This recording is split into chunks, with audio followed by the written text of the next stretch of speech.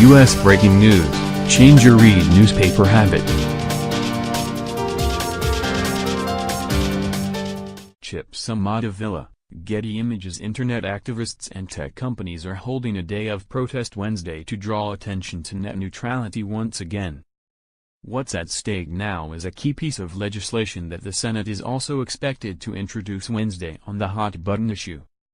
When the GOP-led Federal Communications Commission voted last year to repeal the agency's net neutrality rules for Internet providers, many Democratic policymakers vowed to oppose the decision, arguing that the FCC's policy change could benefit ISPs at the expense of regular Internet users. Now that effort faces a critical test, as the expected legislation is aimed at restoring the net neutrality rules. Here's a look at the issue. What is this legislation all about?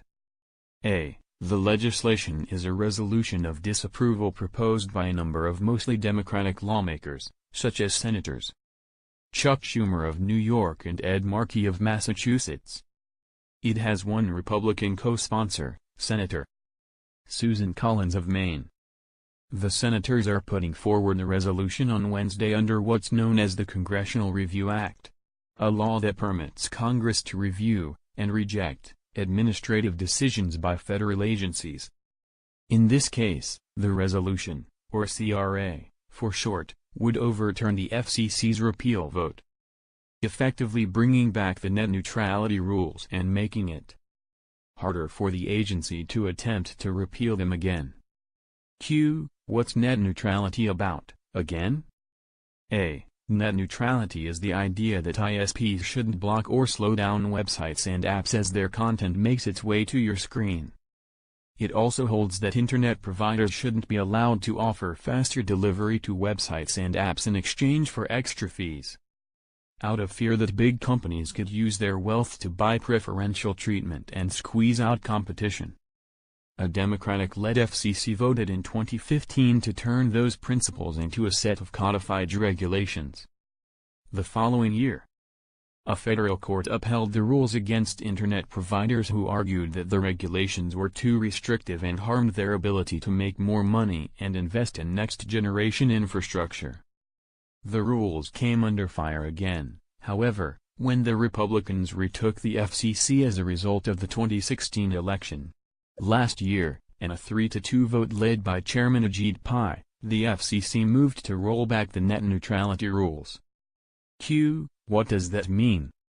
A. In addition to stripping away the specific net neutrality rules, the FCC proposal went further, saying that the agency doesn't have the legal authority that it had used to regulate Internet providers with the 2015 rules. The FCC vote effectively changed the scope of what the federal government considers a net neutrality violation and placed much of the responsibility for enforcing those violations in the hands of another agency, the Federal Trade Commission.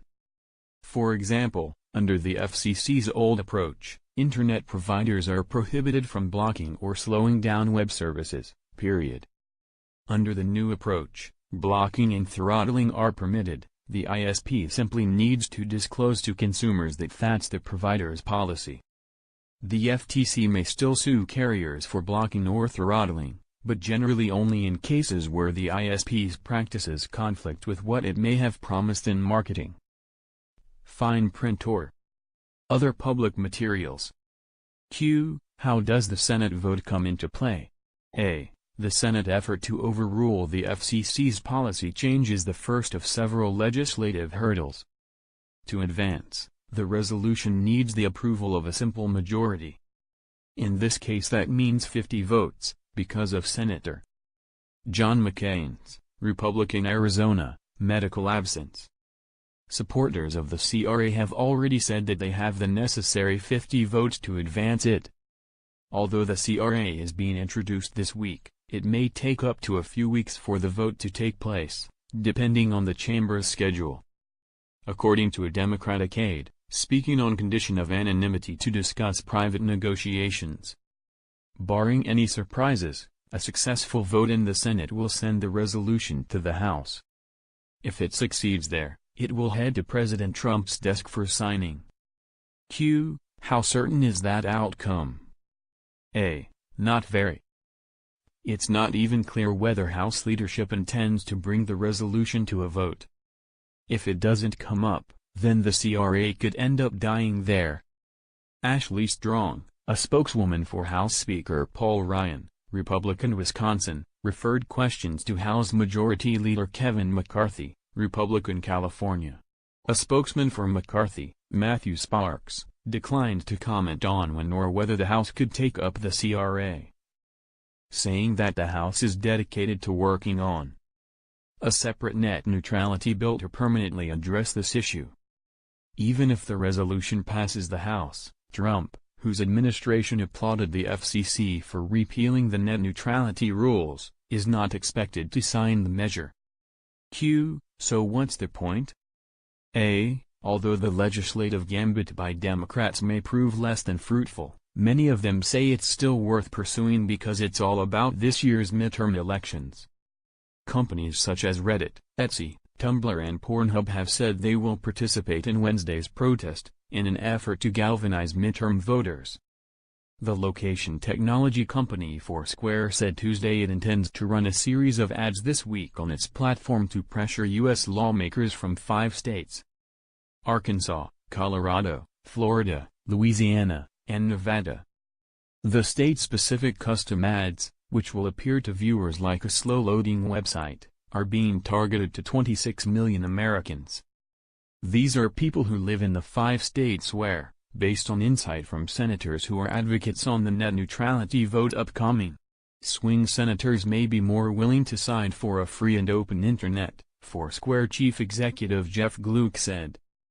Whether the protest and the CRA will drive voters to the polls in November is unclear.